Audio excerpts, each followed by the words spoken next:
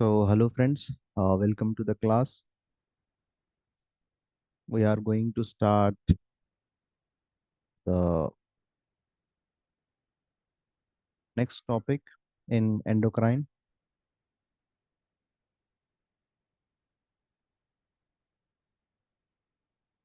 that is diabetes mellitus. Okay, so in previous class we discussed about diabetes insipidus. Here we will study diabetes mellitus. In short form, we will call diabetes mellitus (DM). Basically, it is a clinical condition, or we'll call clinical syndrome. It is not a disease. Okay, disease have the period, okay, time of period. Either you manage with drugs, either you may, according to the allopathy, you may do surgery. But in clinical condition, the condition in the body which required to treat, okay, to treat, we can maintain, okay. So in that, we have multiple things involved in the diabetes mellitus, which is the main condition is polyuria. The first thing we have to remember, that is polyuria means the patient have multiple times urination, or sometimes the patient have indigestion issues. These are the secondary, and which leads to followed by uh, the the woods cannot be healed, or sometimes the glucose will release in the urine. Okay, this is the basic. And the second, maybe due to the hypertension also, the diabetic mellitus will come. Okay, or sometimes we have metabolic issues, taking of lot of sweets, which leads to cause of the trigger point for cause of hyperglycemia. Okay, so basically these are the things we have to remember. So basically in the diabetes mellitus, we have two types. Okay. In the diabetes mellitus, we have two types. That is primary diabetes mellitus and secondary diabetes mellitus. So let's discuss about first primary diabetes mellitus. In the primary diabetes mellitus, we have, what are the things we have to remember? Okay. In that,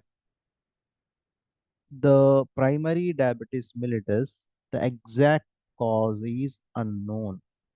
Still, the exact cause is unknown. In that, we have two steps. We have to remember two steps. One is insulin dependent diabetes mellitus, we'll call IDDM.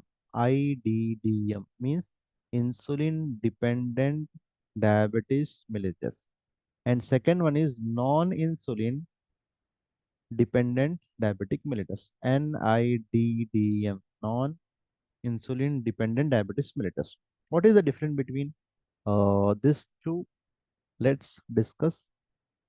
In the primary diabetes mellitus, we have two things. The person is dependent on insulin, complete life. Means his or her pancreas not even making insulin.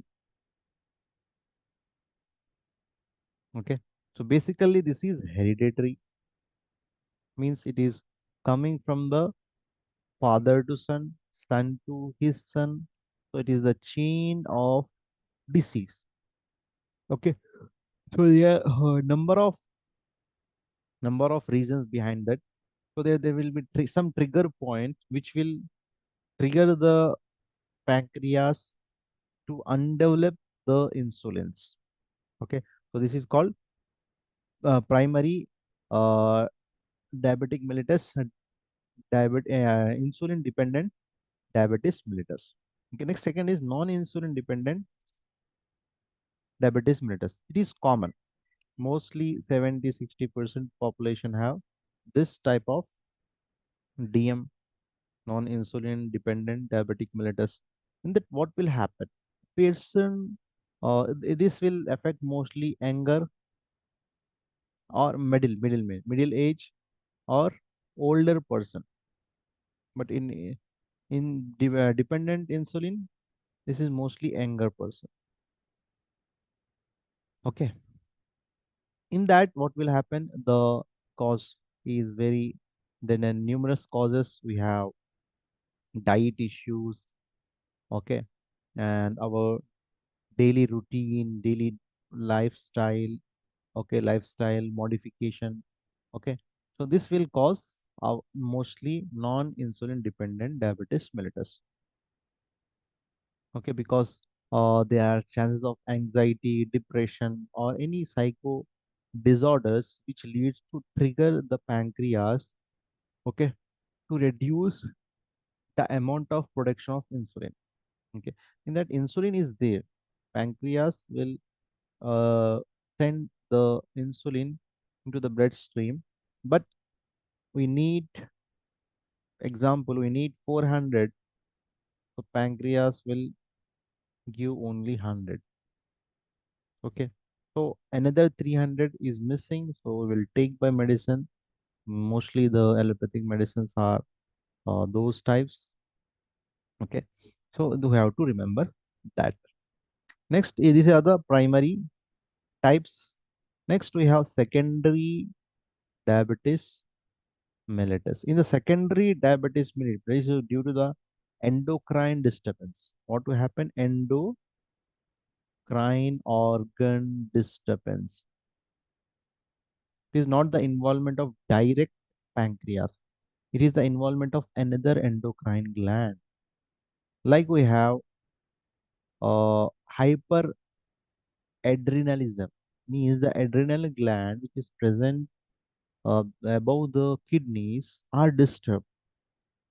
It may be any lesion, any infection, any disorder. Okay, this may cause secondary diabetic mellitus. And another one is, first adrenal gland is affected. They are the reason. Second is thyroid. Thyroid may be trigger diabetes mellitus. The person is suffering from thyroid. If he leads that life which may able to trigger the diabetes mellitus, so it is one of the cause.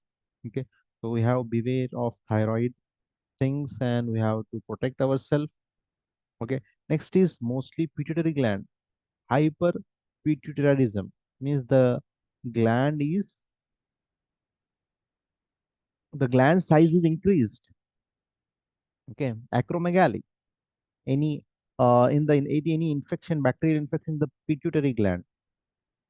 Okay, so these are the very important things we have to remember according for secondary diabetes mellitus. So it may be adrenal gland, it may be thyroid gland, it may be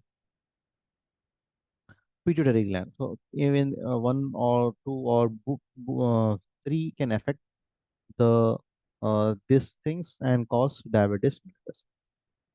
Okay.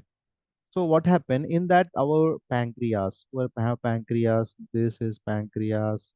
Okay. So we have in the pancreas we have islets of Langerhans. Okay. In that it will secrete some amount of insulin. Okay. What will happen? The insulin maintains the blood glucose level below the normal.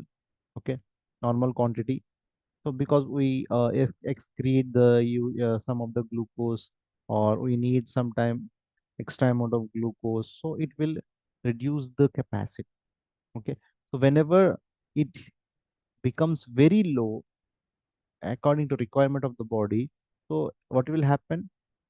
We will get we want to eat the food. We will take the dinner, breakfast, or lunch. Again, the insulin will activate, and after the utilization of the body, the the required amount of sugar, okay, carbohydrates, which is converted by carbohydrates by liver, small intestine, anything in the body after digestive system.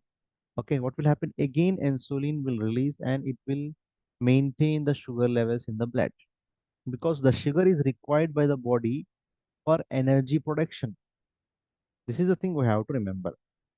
Okay, what will happen in the insulin dependent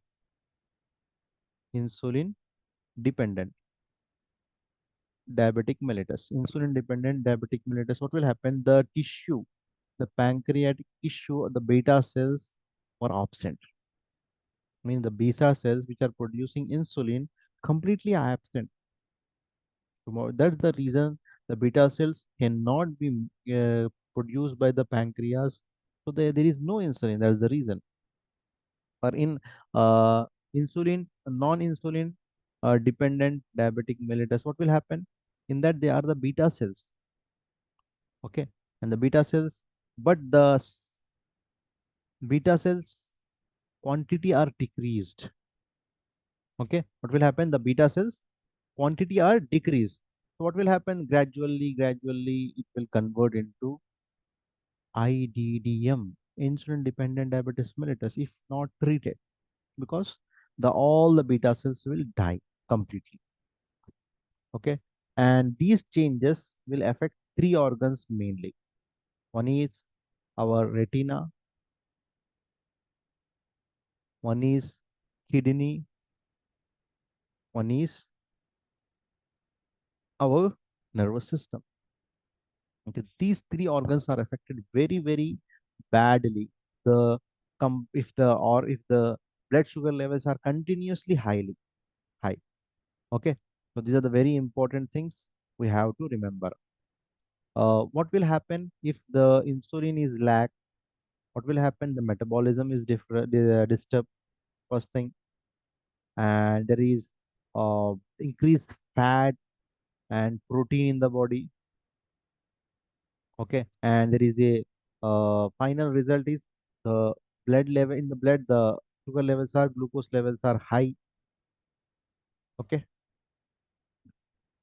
so what will happen? We need insulin again to send this glucose into the cell. So what will happen if the glucose is increased in the bloodstream? The cell cannot able to take the glucose because of absence of insulin. What will happen? The weakness, a degeneration of cells will happen.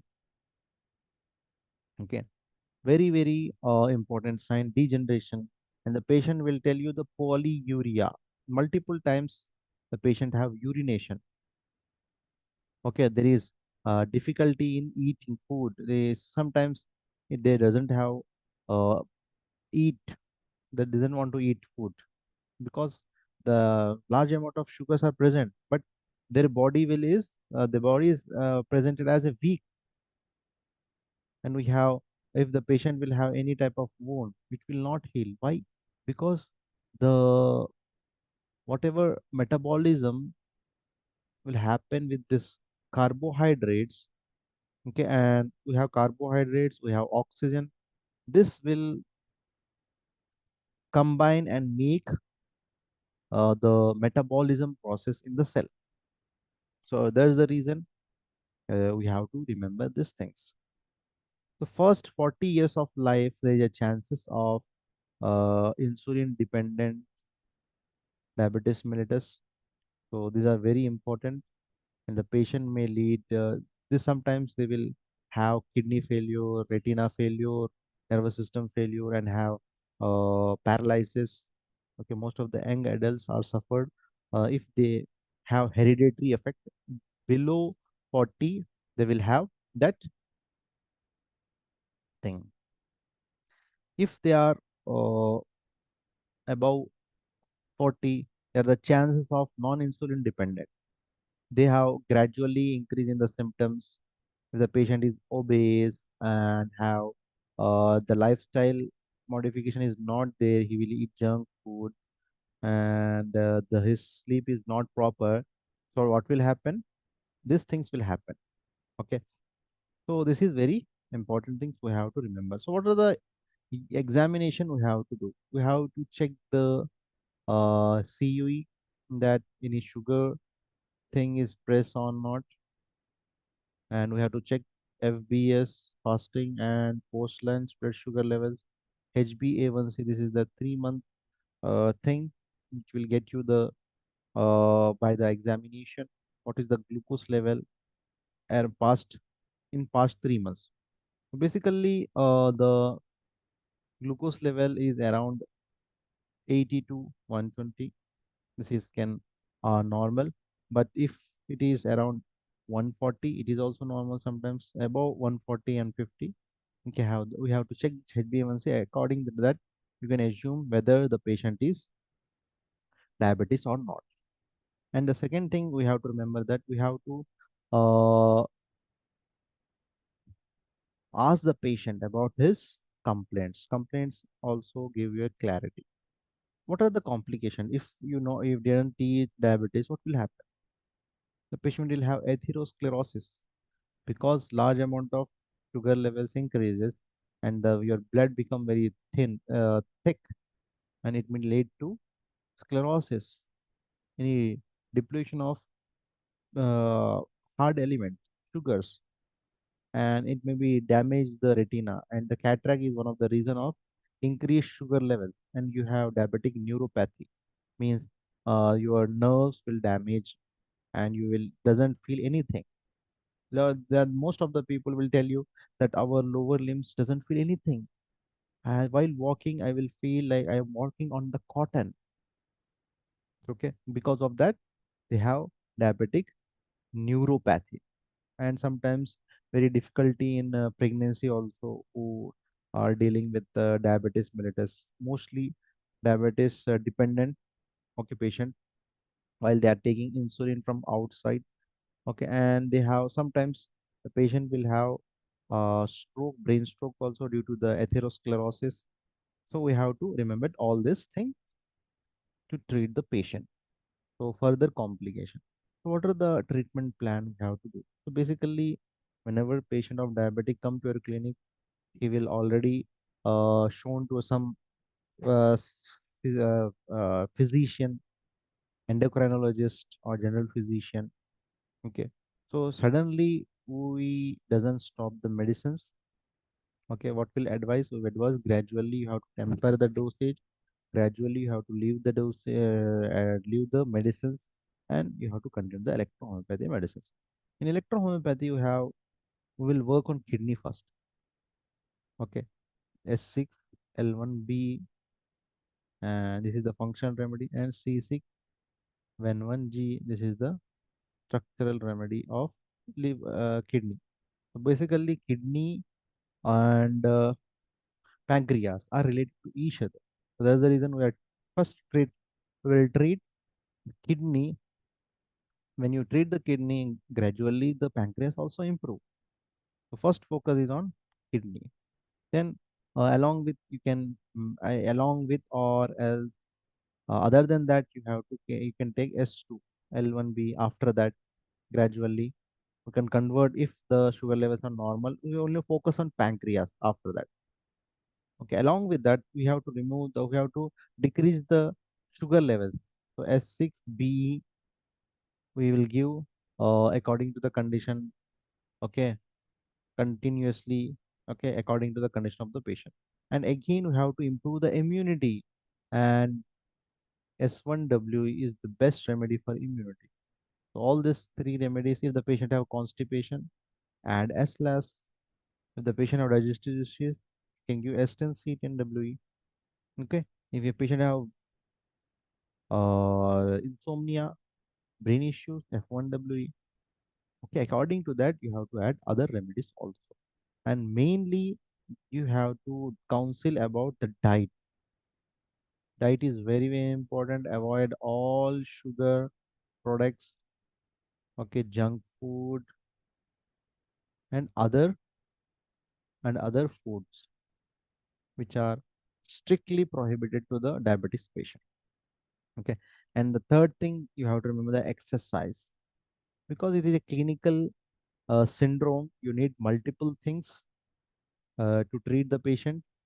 Okay, so it will gradually improve the condition of the patient. Suddenly you will, if you take electrohomeopathy medicine, no one will tell you that, okay, you will be good, okay, you will be good, or uh, you will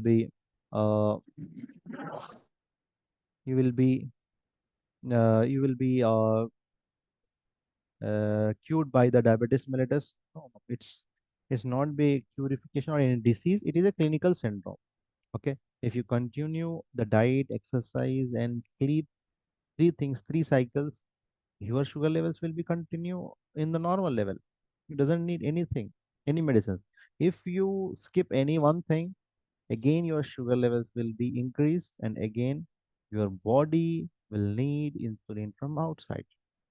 Okay, so these are the things we have to explain the patient, and we have to counsel the patient regarding diabetes. Okay, so whatever diabetic medicines we are taking or other persons are taking, I think they are giving insulin. I Subcutaneous insulin is there, and tablets is there, like metformin, other branded, other formulas. Okay, so they will control the sugar, but what I noticed that even though they control the sugar, the patients are getting the diseases which have to be come by the diabetes mellitus complication. I saw one patient is taking insulin from past 20 years. Okay, what will happen if taking insulin from past 20 years? What we have to expect? Okay, his sugar levels are normal. No complications will come due to the diabetes. But what will happen? His legs are unable to sense. Even though taking insulin, after taking insulin, his sugar levels are about 55, 400, 250 to 350. Why this happening? Because these medicines will control the sugar, but there is no guarantee. Okay, even though taking those medicines, even though you will get the complications. So these things we have to remember. So there are the number of patients are suffering from diabetic neuropathy, the nerve degeneration. Okay, so we have the wonderful pathy, that is electrohomeopathy. With that, you can improve the patient condition, clinical condition. Okay, but for cure, it will take long period. If patient will support you, so will definitely cure the disease, cure the clinical condition. So I think this is all about in today's class. We will discuss another topic in another class. Okay. Thank you. If any doubts, kindly.